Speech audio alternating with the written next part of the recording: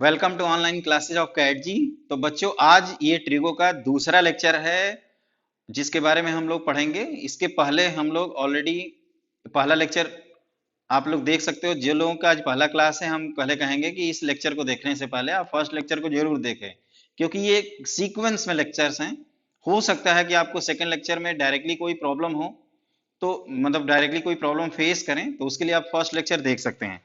तो इस पिछले लेक्चर में हम लोगों ने क्या क्या पढ़ा है, अगर उसकी बात करें तो सबसे पहले हम लोगों ने पढ़ा है angle, types of angle, angle के बेसिक यूनिट्स, इसमें रेडियन मेजर, डिग्री मेजर, ये सारी चीजें हम लोगों ने देखी है। फिर relationship between degree and radian. तो उसी के आगे हम लोग क्वेश्चन सॉल्व करने जा रहे हैं। तो लिखिए पहला क्वेश्चन आज की क्लास का। पहले कुछ क्वेश्चन सॉल्व करते हैं, फिर आगे बढ़ेंगे। तो क्वेश्चन नंबर 1 लिखो। Find the radius of the circle in which a central angle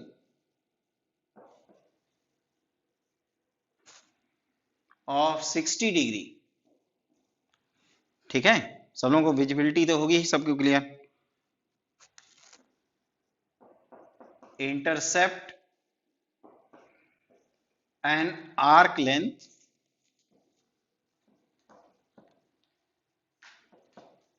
है ना, an arc length of 37.4 centimetre.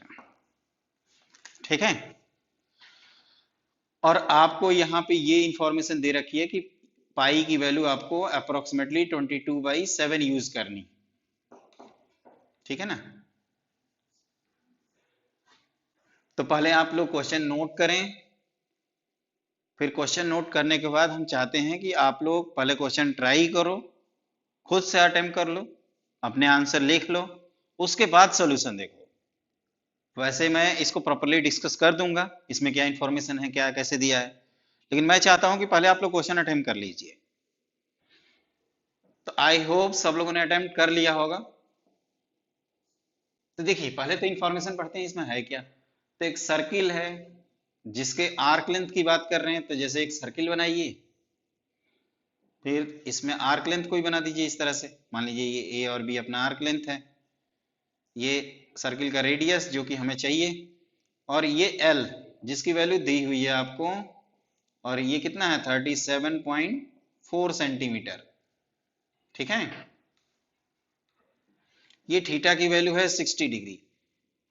हम लोगों ने ये फॉर्मूला पढ़ा है, theta in radian equal to L by R. Clear. तो यहां पे जो थीटा है, ये चीज ध्यान रखना, ये है डिग्री में। क्या हमने बोला, ये थीटा डिग्री में है। अभी आप ये फॉर्मूला नहीं लगा सकते, क्योंकि अगर आप डायरेक्टली लगाओगे तो थीटा 60 डिग्री लिखना पड़ेगा, तो फिर एल बाई आर ये आपका गलत हो जाएगा। तो हमने ये बताया था आपको पिछले क्लास में, कन्वर्जन बताया है कि 60 डिग्री को आप क्या लिख सकते हैं, पाई बाई 3, और अब आप लिख सकते हो एल बाई आर। ठीक है, तो अब आप वैल्यू रख दो यहाँ पे। तो pi by 3 equal to L, L means 37.4 upon R. तो यहां से आर की वैल्यू आ जाएगी 3 इंटू 37.4 होल अपॉन पाई, और पाई इज 22/7। ठीक है, तो ये आ जाएगा आपका आंसर सेंटीमीटर। मैं चाहूंगा कि इसको पहले आप लोग कैलकुलेट कर लें।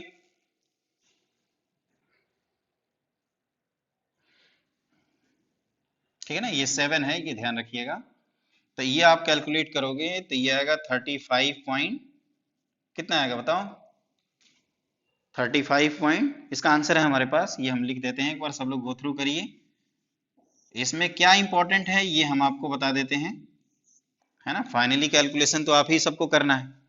इसमें इंपॉर्टेंट ये है कि ये जो थीटा इन डिग्री दिया हुआ है, इसको पहले आपको किस में कन्वर्ट करना होगा, रेडियन में। और ये हम लोगों ने पढ़ा है 180 degree equal to pi radian, तो 60 degree equal to pi upon 3 radian, and this is equal to L upon R. L is 37.4, ये ऑलरेडी यहाँ पे वैल्यू दी हुई है, आर्क लेंथ आर्क लेंथ इसको कहते हैं, arc length, this is radius and this is angle. Angle 60 degree है तो 60 डिग्री को हमने कन्वर्ट कर ही रखा है, फिर आर की वैल्यू यहाँ से निकालोगे, ये 3 इससे मल्टीप्लाई होगा, और पाई पाई की वैल्यू हमने 22/7, ये अपॉन 7 यहाँ चला गया है, इसको आप अप टू डेसिमल के 1 पॉइंट तक निकालेंगे तो 35.7 सेंटीमीटर आएगा। ठीक है, तो इसको आप ध्यान रख सकते हैं, और इस तरह के क्वेश्चन कैसे किए जाते हैं उसको ध्यान रखना है। इसमें इंपॉर्टेंट बार बार मैं कह रहा हूं कि थीटा जब भी L/R यूज करते हो तो थीटा किस में होना चाहिए, रेडियन में, है ना। तो ये पहला क्वेश्चन है। अब दूसरा क्वेश्चन इससे रिलेटेड जो होता है, जो आपका इंपॉर्टेंट है, वो वॉच से रिलेटेड है, उसको लिखिए, फाइंड द स्मॉलर एंगल, क्या हमने बोला, find the smaller angle between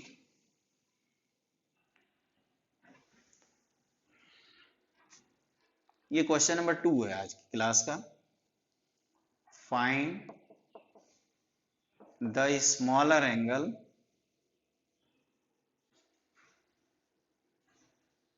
between minute hand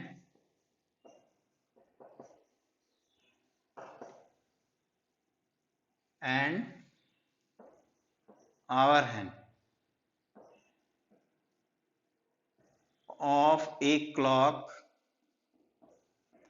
when time is 7:20।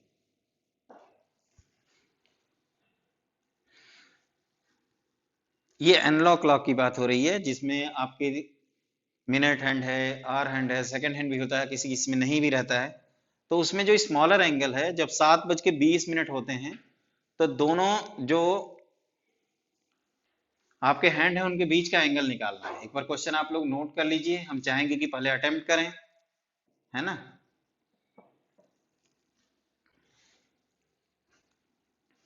Question एक बार नोट करिए सब लोग। आई होप सब लोगों ने अटेम्प्ट भी कर लिया होगा, अपना आंसर लिख भी दिया होगा। ज्यादा लोगों का आंसर 90 डिग्री भी होगा। अब देखते हैं वो सही है या गलत है। तो देखिए ये है आपका क्लॉक, इस तरह से क्लॉक बनाइए। जो लोग नहीं अटेम्प्ट किए हैं वो हमारे साथ अटेम्प्ट करिए। फिर ये कह रहे हैं कि टाइम हो रहा है 7:20, तो पहले तो हम लोग इस तरह से डिवीजन करते हैं ना, ये 12, ये आपका 3, ये 6, ये 9, है ना, इसमें इस तरह से रहते हैं, ये 7, 8, है ना, सबको लिख सकते हैं आप चाहें तो, 1 2 3 4 5, यहाँ पे 10 और ये 11। इस तरह के बहुत सारे क्वेश्चन आपको दिखेंगे, तो इसको ध्यान रखना है ना। अब देखो 7 टाइम क्या हो रहा है, 7:20, मतलब 7:20। ये जो मिनट हैंड है वो एग्जैक्टली किस पे रहेगी, जैसे ये इसको थोड़ा सा नीचे बना देते हैं, ये इक्वल डिवीजन होते हैं ना, तो ये 20 पे रहेगा। तो आप ऐसे कर सकते हैं, मिनट हैंड आपका यहाँ पे है।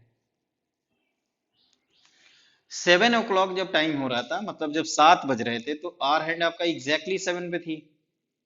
तो अभी क्या है, अभी आर हैंड और 8 बजेंगे तो ये इधर चला जाएगा ऐसे, 7 पे ऐसे, 8 पे ऐसे, मतलब 7:20 पे कुछ इस तरह का रहेगा। ये क्लियर है सबको। आप लोगों ने गलतियां क्या करते हैं, नॉर्मली स्टूडेंट इसको इसी पे रखते हैं, उनको लगता है कि ये जब तक 7:55 होंगे या 56 मिनट या 59 मिनट, तब तक ये घड़ी यहाँ रहेगी और 8 बजते ही ये जंप करके यहाँ चला जाएगा। जबकि हम लोग ये क्लियरली जानते हैं कि ये चीजें आपस में कनेक्टेड हैं और सिंक्रोनाइज रहती हैं। सिंक्रोनाइजेशन का मतलब होता है कि साथ साथ सभी चलती हैं। ठीक है, तो ये जो आपका आवर हैंड है वो इस तरह से रहेगा, यहाँ पे अप्रोक्सीमेटली इस तरह से बना देते हैं। अब देखो क्या है यहाँ पे कि हम लोगों को इसी एंगल को रिपोर्ट करना है। क्लियर। इसमें आप देखोगे तो ये 3 कंप्लीट पार्ट हैं। अगर इस तरह से हम लोग मान लीजिए समझने के लिए ऐसे बना दें, तो ये जो थीटा हमने जो दिखाने की कोशिश की है, ठीक है, इसको ध्यान से देखिए, इसी को हमें रिपोर्ट करना है। तो ये हम लोगों ने ये ऑलरेडी देखा था कि जब 360 इक्वल पार्ट्स में डिवाइड किया था पूरे सर्कल को, तो एक पार्ट बना रहा था 1 डिग्री। तो अभी ये 12 डिवीजन है, तो 12 डिवीजन इक्वल टू कितना, 360। तो 1 डिवीजन की बात करें, 1 पार्ट कितना एंगल सब्सटेंड करेगा, तो आप कहोगे 360/12। तो ये आपके 3 हैं इस तरह से, मान लीजिए कि इस तरह से लिख देते हैं, जैसे ये कितना आएगा 360/12 डिग्री मल्टीप्लाइड बाई 3 प्लस ये अल्फा, ये देखिए ये क्या मैंने बनाया है, ये चीज है अल्फा, और इस अल्फा तो ये आपका आ गया पहले 90 डिग्री प्लस ये 90 होगा ना, 30 मल्टीप्लाइड बाई 3 90 डिग्री। और अल्फा को कैसे निकालोगे, ये चीज देखो, जैसे ये यहां से यहां तक अगर आर हैंड की बात करें तो ये टोटल टाइम कितना लगेगा 60। अभी हमारा टाइम स्पैम जो है, अभी जो टाइम बीता है वो 20 मिनट बीता है, तो ये देखना होगा कि ये 20 में कितना ट्रेवल करेगा। तो 30 डिग्री ट्रेवल कर रहा था इन 60 मिनट, 20 मिनट में ट्रेवल करेगा इस तरह से, ठीक है, ये मिनट है। ये है अल्फा की वैल्यू, कैसे निकाला हमने, तो ये ऐसे लिखो आप लोग कि 60 मिनट में ये अल्फा जो है ये पूरा इतना हो जाता है आपका 30 डिग्री, तो इन 1 मिनट 30/60, तो इन 20 मिनट 30/60 मल्टीप्लाइड बाई 20, तो ये आंसर आ जाएगा 90 डिग्री प्लस ये कितना है 10 डिग्री, तो विच इज 100 डिग्री, ठीक है। और अगर इसको रेडियन में रिपोर्ट करना है तो ये हमने बताया है कि इसको पाई/180 से मल्टीप्लाई कर देंगे, तो दिस इज कितना आएगा फाइनली 5 पाई/9 रेडियन, ठीक है। तो इसको ध्यान रखिए, ये कैसे सॉल्व किया गया। 720 टाइम है, तो एक बार आप पहले और डायग्राम बनाइए, उसके बाद आप ये देखिए कि 720 में ये आपको स्मॉलर एंगल है, ये लार्जर एंगल है, तो हम आपसे पूछे हैं स्मॉलर एंगल, तो इसमें पहले 3 ये कंप्लीट डिवीजन है, तो 3 डिवीजन के कारण जो एंगल है 30 प्लस 30 प्लस 30, जिसकी वैल्यू होती है 90, जिसको मैंने डायरेक्टली वहां लिखा है, वो कैसे लिखा हूं एक बार बता दूं, तो 360 डिग्री इन 12 इक्वल पार्ट, तो वन पार्ट में 30 degree multiplied by 3 complete part, तो 90 डिग्री, और वो अल्फा ये वैल्यू का नाम है, ये जो एंगल है extra angle.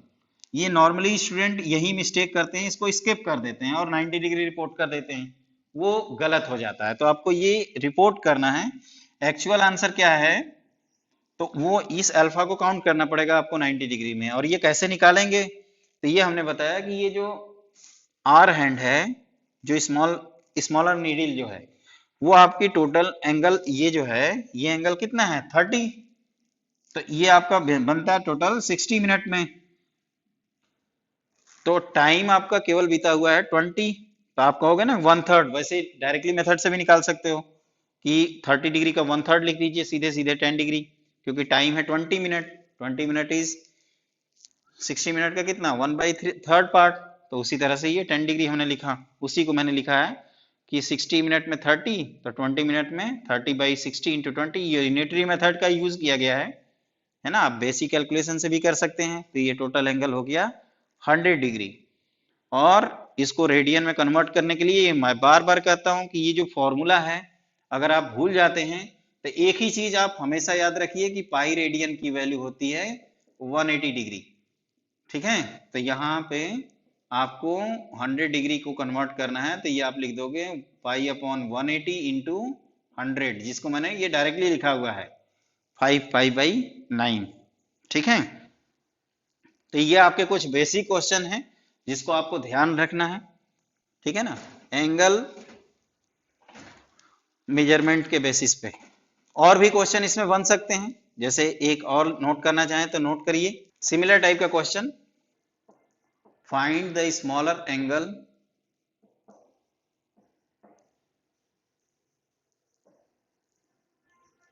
Between minute hand and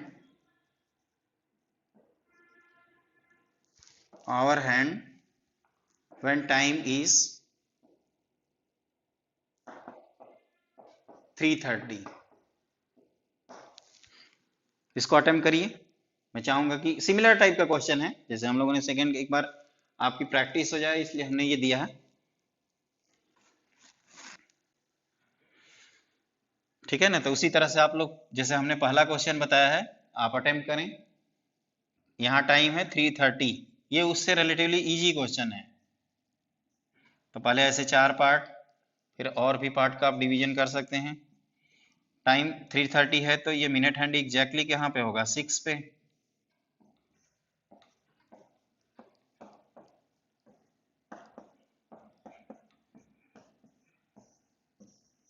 ठीक है ना, ये आप नोट कर सकते हैं। और आर हैंड की बात करें तो एग्जैक्टली कहाँ होगा, ये इन दोनों के इन बिटवीन, ये एंगल आपको रिपोर्ट करना है क्योंकि स्मॉलर यही है। तो मैं चाहूंगा कि सबसे पहले आप लोग इसको अटेम्प्ट कर लीजिए, और मेरे ख्याल से ये सभी स्टूडेंट का सही भी होगा जो लोग कोशिश कर रहे हैं। तो ये कितना हो जाएगा, 1 complete division plus 1 complete division, और सीधे सीधे कर सकते हो ये हाफ। तो ये हो जाएगा आपका 30 डिग्री प्लस 30 डिग्री प्लस सीधे 15 डिग्री, ये उससे रिलेटिवली इजी है, विच इज 75 डिग्री। और इसको अगर आपको रेडियन में कन्वर्ट करना है तो पाई अपॉन 180 से मल्टीप्लाई कर दीजिए, तो this is equal to 5 pi by 12 radian, या इसको इन डिग्री 75 डिग्री आप लिख सकते हो। ठीक है, तो ये आपका थर्ड क्वेश्चन एक बेसिक सा क्वेश्चन है, इसको आपको ध्यान रखना है। अब अगली हेडिंग लिखिए, अब हम लोग आगे मूव करते हैं। हेडिंग लिखो, ट्रिग्नोमेट्रिक फंक्शन।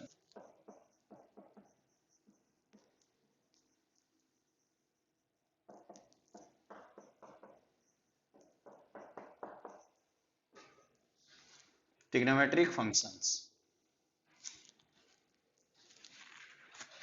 देखिए जैसे सबसे पहले एक राइट एंगल ट्रायंगल कंसीडर करते हैं, ए बी सी। ठीक है, देखो इसमें राइट एंगल ट्रायंगल हम लोग कह रहे हैं, तो इसमें एक एंगल तो 90 डिग्री होता है, ये जो दो एंगल है इसमें आप एक की वैल्यू थीटा लोगे तो दूसरा क्या हो जाएगा 90 डिग्री माइनस थीटा, क्योंकि दोनों का सम 90 डिग्री होता है। तो फॉर एग्जांपल अगर हम मान लीजिए इसको थीटा लिखते हैं, ठीक है, तो ये 90 और थीटा, इस थीटा से जो ये देखो एक तो होता है आपका हाइपोटेन्यूस, ये जो साइड कनेक्ट होती है इसी को कहा जाता है यहाँ पे बेस। ये बेस, और इसको कहते हैं हम लोग क्या बोलते हैं बताइए, इसके सामने वाला जो साइड है उसको कहा जाता है परपेंडिकुलर, है ना। इस परपेंडिकुलर को स्मॉल लेटर पी से डिनोट कर सकते हैं और बेस को बी, बार बार ना लिखना पड़े इसलिए ऐसा लिख रहे हैं। और ये है आपका हाइपोटेन्यूस, इसको एच से डिनोट करते हैं। एक राइट एंगल ट्रायंगल में ये आपको हमेशा ध्यान रखना है, ये बेसिकली ट्रिग्नोमेट्रिक फंक्शन ट्रायंगल से ही डिफाइन करेंगे हम लोग, स्टार्टिंग में राइट एंगल ट्रायंगल से। तो इसमें इंपॉर्टेंट ये है कि एक राइट एंगल ट्रायंगल में एक हाइपोटेन्यूस होगा, ये यूनिक है, और इसके अलावा जो दो साइड है इसमें एक को परपेंडिकुलर और एक को बेस कहते हैं। अब किसको क्या कहते हैं उसके लिए आप जो एंगल लिखोगे उस एंगल से जो कनेक्टेड साइड है परपेंडिकुलर सॉरी हाइपोटेन्यूस के अलावा, तो जैसे अगर इस एंगल की बात करें तो इससे दो साइड कनेक्टेड है, एक आपका हाइपोटेन्यूस और ये, तो जो साइड कनेक्टेड होती है उसी को कहा जाता है बेस। ये बेसिक चीज है, जो थीटा से बेस से कनेक्टेड है, ये बेसिक से बेसिकली बेस आया हुआ है। अगर हम इस थीटा को मानेंगे तो उस समय बेस ये हो जाएगा क्योंकि ये उससे कनेक्टेड रहेगा। और इसके सामने अगर आप देखोगे तो ये दिखेगा ऐसे कि कुछ ए पॉइंट से ये चीजें परपेंडिकुलर बेस पे परपेंडिकुलर ड्रॉप किया गया है ना। जैसे ये बेस है आपका और ये क्या है आपका पॉइंट, तो ये देखोगे कहोगे ना कि ये परपेंडिकुलर है 90 डिग्री, मतलब राइट एंगुलर, उसी को परपेंडिकुलर कहा जाता है। तो इसके सामने वाली जो साइड है इसको कहते हैं परपेंडिकुलर ना। कई स्टूडेंट इसको भी मेमोराइज करने लगते हैं कि ये सामने वाला क्या है, इधर वाला क्या है, इधर वाला क्या है। आपको बस ये ध्यान रखना है कि जो थीटा से कनेक्टेड है हाइपोटेन्यूस के अलावा उसको कहते हैं बेसिक चीज है, बेस, बेसिक से आया हुआ है, ऐसे मेमोराइज कर सकते हैं। और ये परपेंडिकुलर से रिलेटेड है इसलिए हमने इसको कहा परपेंडिकुलर। तो इसमें टोटल 6 ट्रिग्नोमेट्रिक फंक्शन होते हैं जिसमें दो आपके बेसिक हैं और बाकी सारी चीजें उन्हीं दोनों से आई हुई हैं।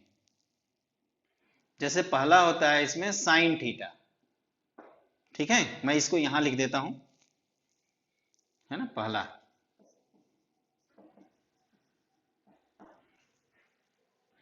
तो इसकी डेफिनेशन होती है परपेंडिकुलर, जिसको हम डायग्राम में P से डिनोट किए हैं, अपॉन हाइपोटेन्यूस, जिसको हम H से डिनोट कर रहे हैं। तो this is P by H.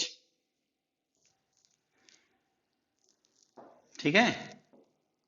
दूसरा होता है कॉस थीटा, जिसको कोसाइन थीटा कहते हैं। तो this is base upon hypotenuse. तो ये हो जाएगा B अपॉन एच। देखो जैसे कि हमने बोला टोटल 6 होते हैं ट्रिग्नोमेट्रिक फंक्शन, 2 आपके मेन हैं और बाकी जो 4 हैं ये वो इन्हीं दोनों से आए हुए हैं। तीसरा इसमें होता है tan थीटा, जिसको लिखते हैं हम लोग sine theta by cos theta. मतलब पहले आप इन दोनों को डिफाइन कर लो, फिर साइन बाई कॉस करोगे तो आ जाएगा tan, और ये हो जाता है, अगर हम इसको डायरेक्टली इनसे डिवाइड करें तो हाइपोटेन्यूस वाला टर्म कैंसिल हो जाएगा और ये आ जाएगा perpendicular upon base.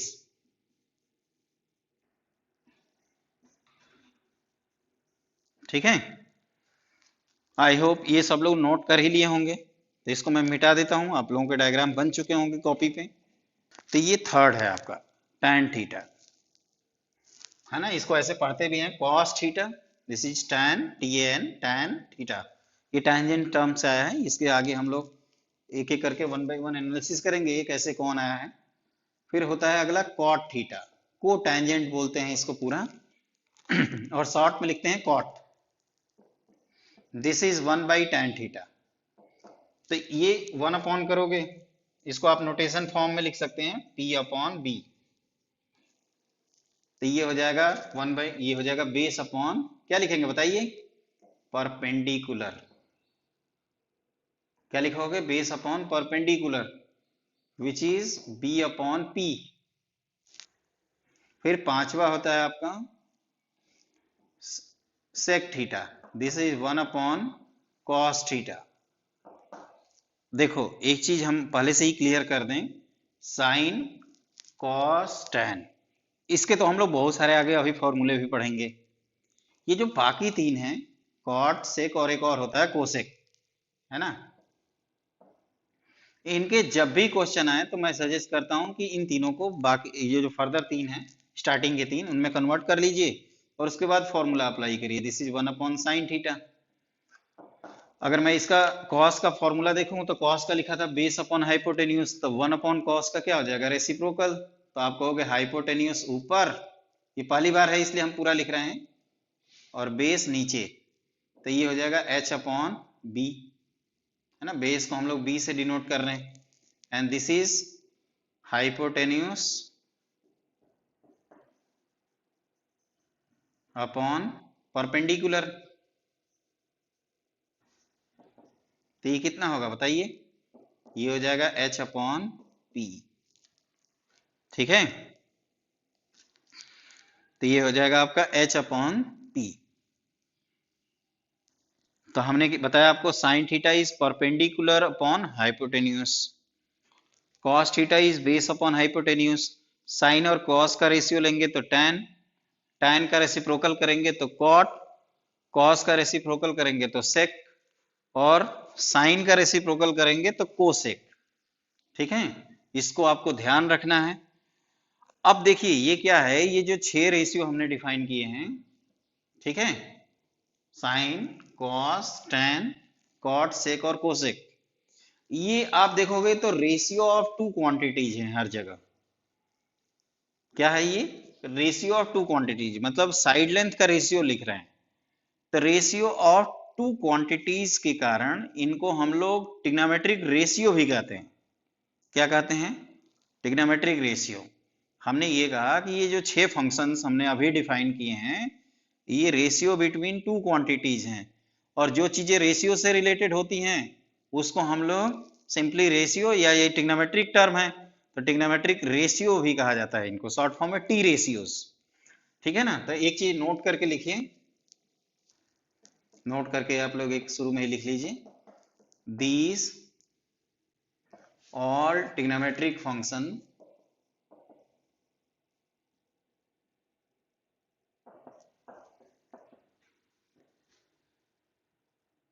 Are ratio of two quantities.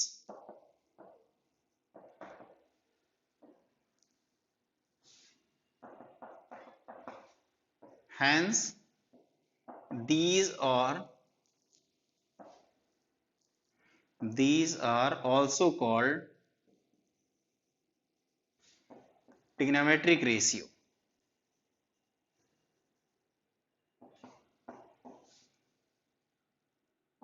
है ना, इसको हम लोग ऐसे बोलते हैं शॉर्ट फॉर्म में T ratios.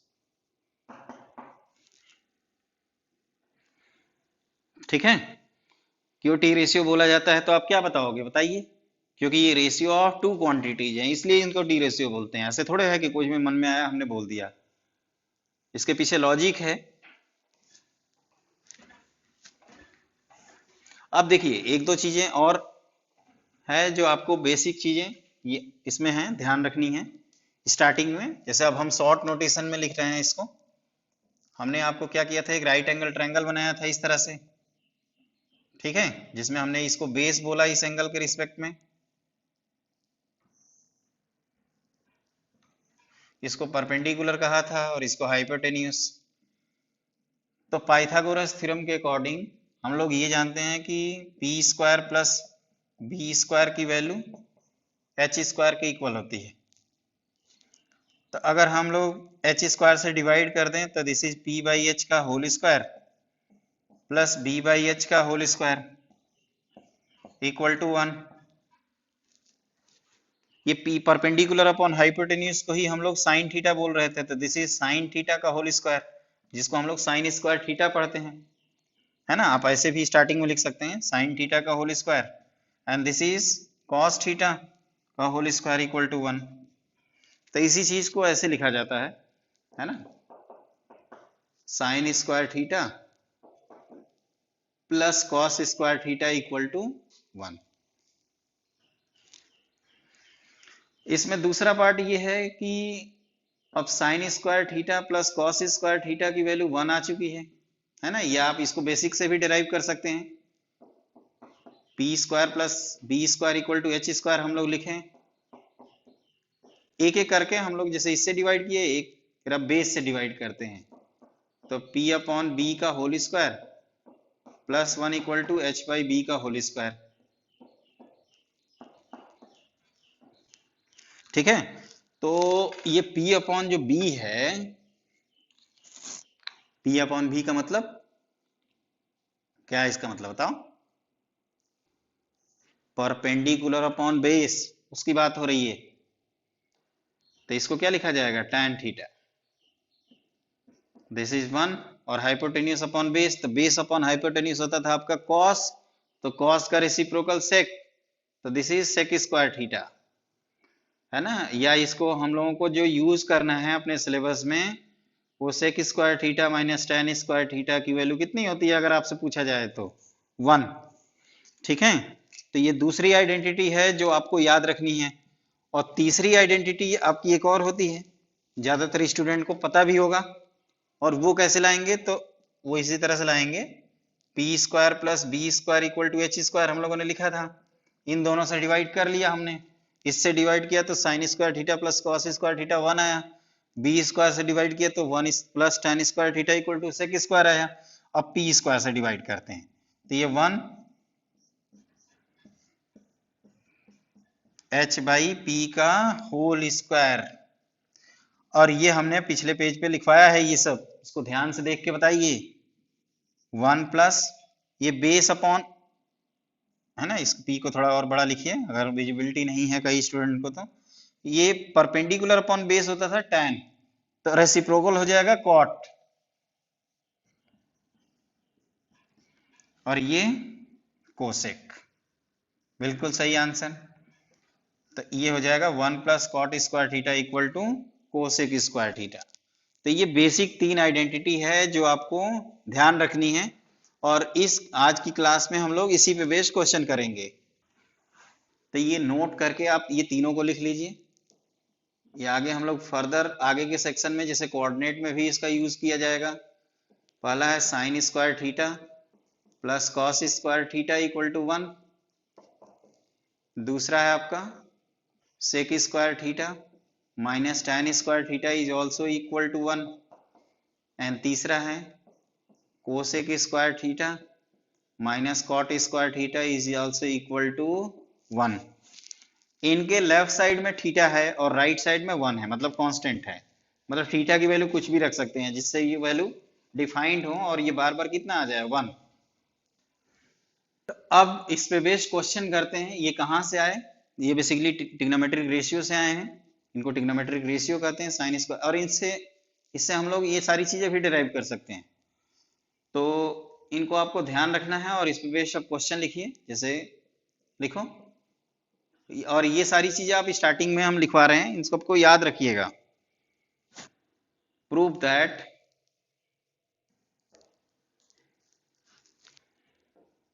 Sign to the power 4 theta plus cos की power 4 theta equal to 1 minus 2 times sine square theta cos square theta.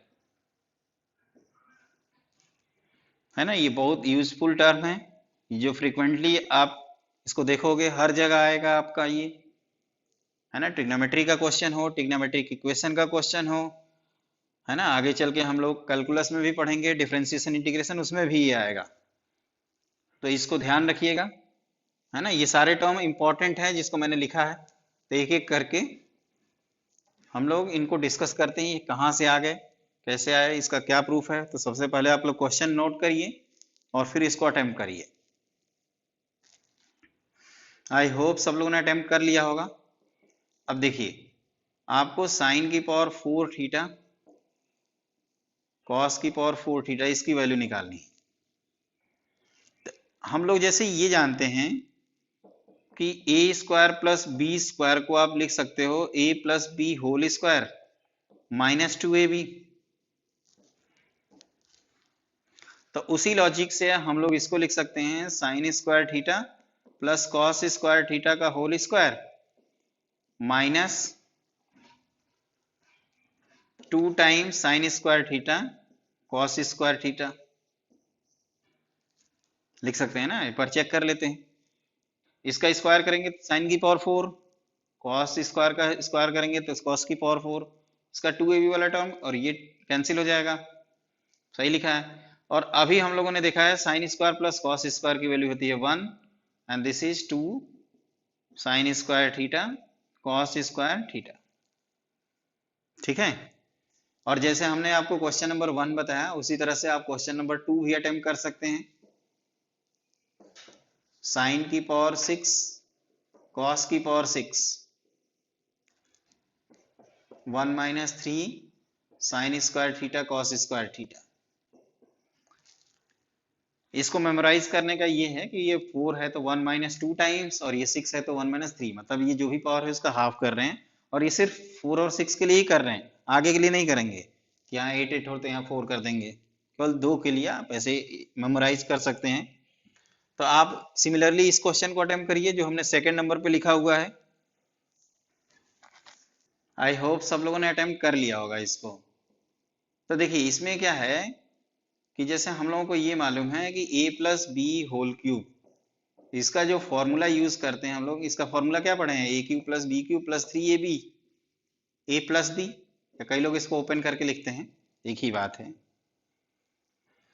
तो दिस इंप्लाइज ये हुआ कि A cube plus B cube को हम लोग लिख सकते हैं A plus B whole cube minus 3ab A plus B. तो जैसे ये ए और बी के लिए लिखे हैं, उसी तरह से साइन की पावर 6 थीटा प्लस कॉस की पावर 6 थीटा, अगर ये देखा जाए तो ये क्या है, साइन स्क्वायर थीटा का whole cube plus cos square theta का होल क्यूब, है ना। तो ए की जगह साइन स्क्वायर थीटा और बी की जगह कॉस स्क्वायर थीटा लिख सकते हो ना सब लोग, पक्का लिख सकते हैं। तो ये हो जाएगा आपका sine square theta plus cos square theta का whole cube minus 3 sine square theta cos square theta A B की जगह पे, और ए प्लस बी की जगह पे sine square theta plus cos square theta.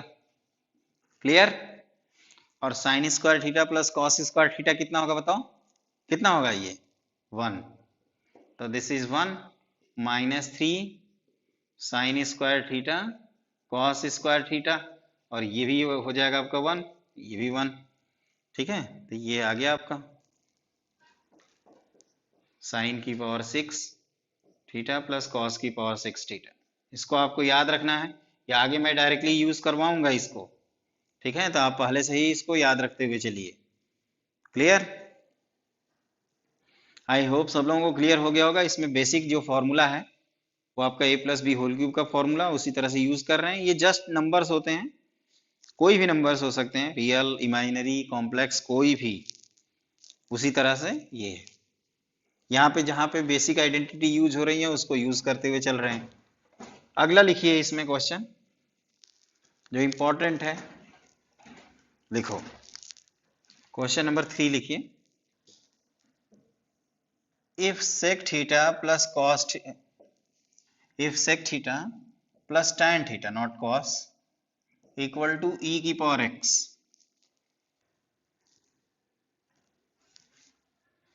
है ना। e की पावर x की जगह पे आप कोई भी नंबर भी लिख सकते हैं, जैसे मान लीजिए 4 लिख दिया हमने।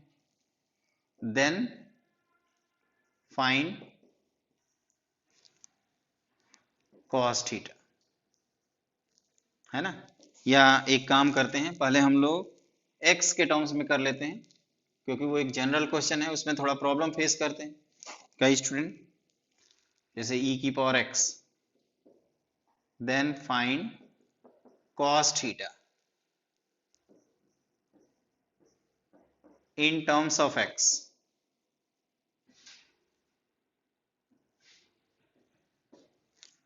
मतलब थीटा को थीटा के टर्म्स में नहीं लिखना है, x के टर्म्स में लिखना है। तो पहले ये क्वेश्चन अटेम्प्ट नोट कर लें, फिर हम चाहेंगे कि इसको अटेम्प्ट करिए। पहले आप लोग अटेम्प्ट कर लो, वीडियो रोक के पहले आप लोग अटेम्प्ट करिए, उसके बाद सॉल्यूशन देखिए। ठीक है, आई होप सब लोगों ने अटेम्प्ट कर लिया होगा।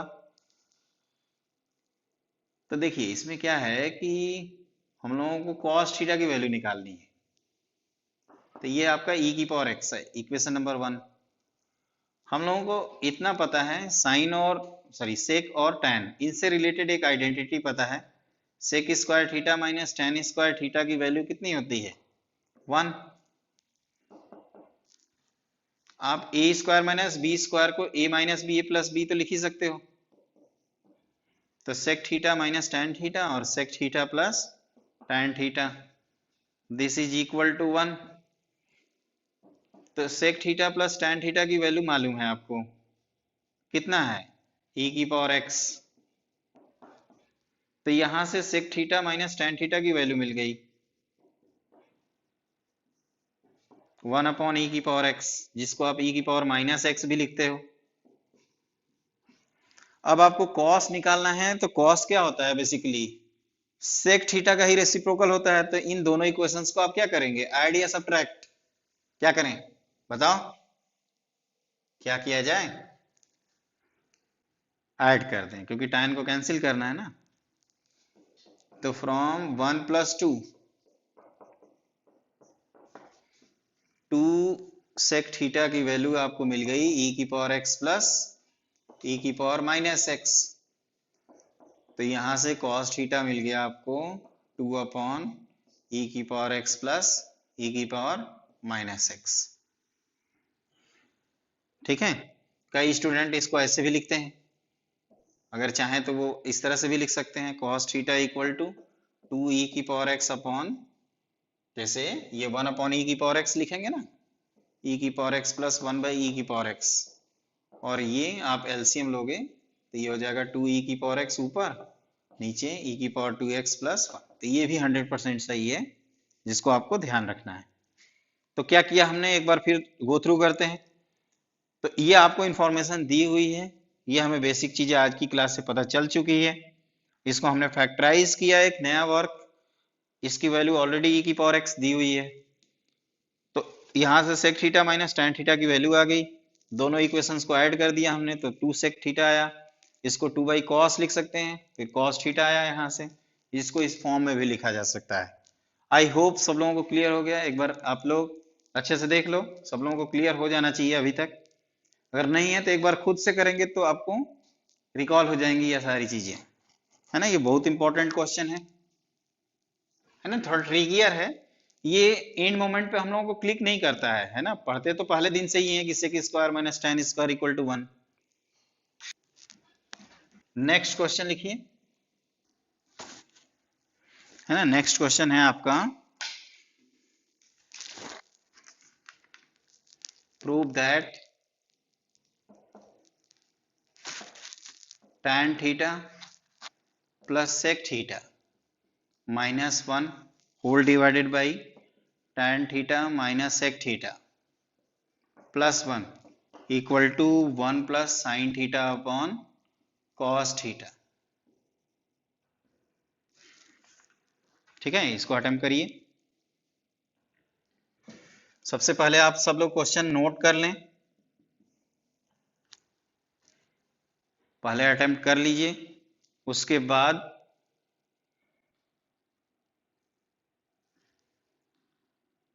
अगर आप नहीं कर पाते हैं तब सॉल्यूशन देखिए। अगर आप कर लेते हैं तो वेल एंड गुड, बहुत अच्छी बात है, और नहीं कर पाते हैं तब भी आप सीखने पे ध्यान दीजिए। Learning is very very important. तो देखो, इसका जो LHS है, यहां से हमें यहां पहुंचना है, ये भी पिछले क्वेश्चन से ही रिलेटेड है, जैसे ये लिखा है ना। और इस 1 को हम लोग चाहें तो sec square theta minus tan square theta तो लिख ही सकते हैं।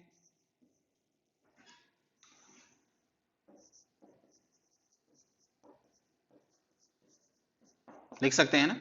और इसको अभी हमने जैसे आपको बताया कि